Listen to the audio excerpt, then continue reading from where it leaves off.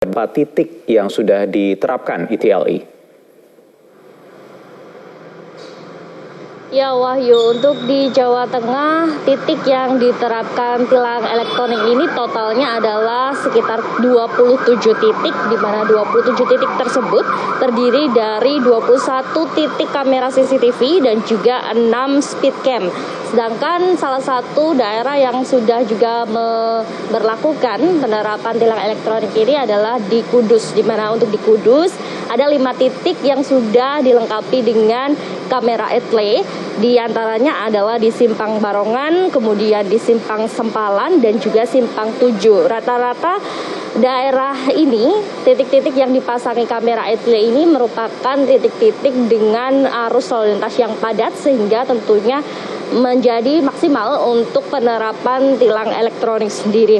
Selain juga dilengkapi dengan kamera etle, ada beberapa titik atau juga tilang elektronik ini dilengkapi dengan dashcam yang nantinya dipasangkan di helm petugas sehingga dapat membantu petugas untuk berpatroli ke beberapa jalan yang tidak dilengkapi dengan kamera etle, sehingga tentunya memaksimalkan juga untuk tilang elektronik sendiri.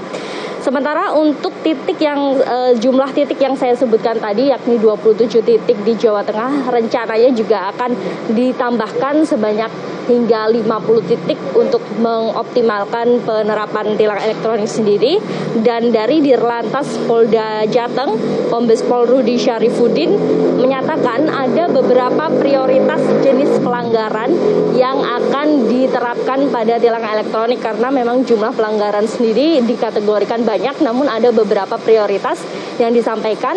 Dan berikut adalah pernyataan lengkap dari Dirlantas Polda Jateng, Kombes Pol Rudi Syarifudin. Prioritas pengaman itu tidak menggunakan handphone, tidak menggunakan helm, boncengan juga, melawan arus, melanggar marka jalan dan rambu lalu lintas. Pak, perbedaannya antara tilang manual sama elektronik ini dan keuntungannya seperti apa, Pak? Keuntungannya yang pertama, pada saat si pelanggar itu melakukan pelanggaran, kita tidak ada lagi interaksi antara polisi dengan masyarakat. Langsung dia membayar ke bank yang sudah ditentukan melalui BRI, melalui GoPay, melalui bank BRI yang sudah kita siapkan. Jadi itu pun masyarakat harus kita membuat masyarakat menjadi pintar kembali dalam melakukan kegiatan gadget yang ada di yang dia punya masing-masing. Kombes Pol Rudi Syarifudin juga menegaskan dengan diberlakukannya tilang elektronik ini tidak akan ada lagi tilang manual yang dilakukan oleh petugas di beberapa titik di jalan, sehingga tentunya tujuan utama dari tilang elektronik ini juga dapat tercapai. Selain itu juga tentunya diharapkan dapat meminimalisir kontak fisik antara petugas dan juga pelanggar maupun juga pengendara, upaya untuk mengurangi penularan COVID-19 dan juga sebagai upaya untuk transparansi sistem tilang sendiri. Tidak ada lagi oknum-oknum yang dapat melakukan pungutan liar kepada pengendara pelanggar di jalan. Wahyu. Ya, Yana, sebelum ini diterapkan secara resmi mulai hari ini, kemudian apa yang dilakukan oleh Polda Jawa Tengah, baik mungkin edukasi terhadap masyarakat agar siap dan terinformasikan soal penerapan tilang elektronik ini?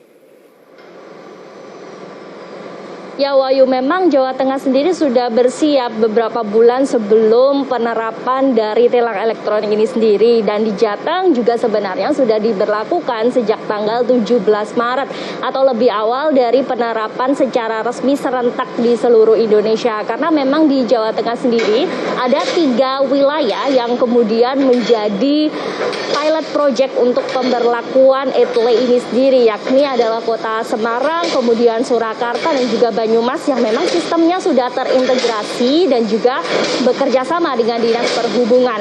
Dan sosialisasi itu juga terus dilakukan karena memang sistem ini merupakan sistem yang baru yang masyarakat juga masih belum cukup paham paham mengetahui bagaimana alur penindakan dari tilang elektronik, sehingga sosialisasi yang maksimal ini terus dilakukan oleh Polda Jawa Tengah di beberapa wilayah. Kemudian juga simulasi yang paling penting dilakukan agar masyarakat juga tetap paham dan juga mengetahui bahwa meskipun tidak ada petugas di titik-titik atau di jalanan, masyarakat juga harus tetap patuh karena memang tidak main-main konsekuensi dari tilang elektronik ini sendiri. Nantinya plat nomor pengendara yang menjadi pelanggar akan dapat terekam dan kemudian akan dikirimkan tilang elektronik, dan apabila tidak dikonfirmasi maka pengendara plat nomornya akan diblokir secara otomatis setelah 14 hari tidak terkonfirmasi dari penilangan yang dilakukan oleh pihak kepolisian. Begitu, Wahyu. Baik, Yana Rahmadina melaporkan langsung dari Semarang, Jawa Tengah.